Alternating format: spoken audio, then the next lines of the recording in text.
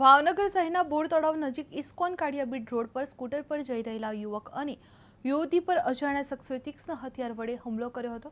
હુમલામાં મનદીપસિંહ દિલીપસિંહ યાદવને ગંભીર ઇજાઓ પહોંચી હતી, જ્યારે તેમની મંગેતર દિશાબેનને સામાન્ય ઇજાઓ પહોંચી હતી।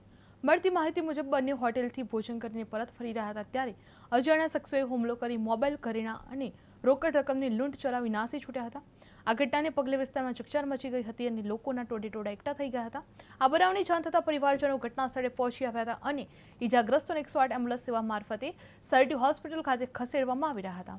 ભાવનગર પોલીસ ઘટના સ્થળે પહોંચી અને હોસ્પિટલ ખાતે દોડી આવી હતી, જે સમગ્ર મામલે વધુ તપાસ પણ હાથ ધરવામાં આવી રહી છે। જે બોર તળાવ નજીક લૂંટની ઘટના સામે આવી હતી, જેમાં યુવક યુવતી પર જીવલેણ હુમલો થયો હતો, જેમાં ઘરેણાં, મોબાઈલ, રોકડ લૂંટ કરવામાં આવી હતી અને યુવક ગંભીર રીતે ઈજા પહોંચી હતી। જે યુવતીને પણ સામાન્ય ઈજા પહોંચી હતી, તેમને તાત્કાલિક 108 વડે હોસ્પિટલ ખાતે ખસેડવામાં આવ્યા હતા, જે પોલીસ દ્વારા વધુ તપાસ પણ હાથ ધરવામાં આવી રહી છે। દિશાબેન, શું બનાવ બન્યો છે?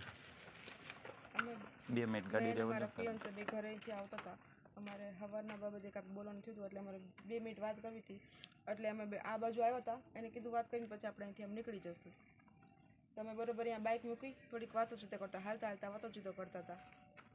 2 જણા આવ્યા, બેગ પહેરેલું હતું, મોઢે રૂમાલ બાંધેલો હતો, હાથમાં છરી હતી।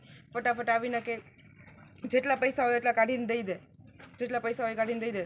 મારા ફિયાન્સે કીધું હા હું આપું છું, ખમ 2 મિનિટ ખમ આપીને દઈ દે। તો 2 મિનિટમાં હાથાપાઈ ચાલુ થઈ ગઈ। એ કાઢીને આપતા હતા ને ત્યાં સુધીમાં હાથાપાઈ ચાલુ થઈ ગઈ અને મારા ફિયાન્સેને ધક્કો મારી દીધો। અને બરાબર મેં વિડીયો ચાલુ કરતો, મેં એવું કીધું ને કે વિડીયો ચાલુ કરું છું, ત્યાં મારા ફિયાન્સેને છરી મારીને એનું વોલેટ લઈ ગયા, મારું પર્સ લઈ ગયા અને મારો મોબાઈલ લઈ ગયા, આટલું લઈને ભાગી ગયા। બેનમાં કેટલાક પૈસા હતા અંદાજે? અંદાજે 8 થી 10 હજાર જેવું હતું। એ જે 2 હતા એમાંથી કોઈને ઓળખો છો તમે? નહીં। દિશાબેન, શું બનાવ બન્યો છે?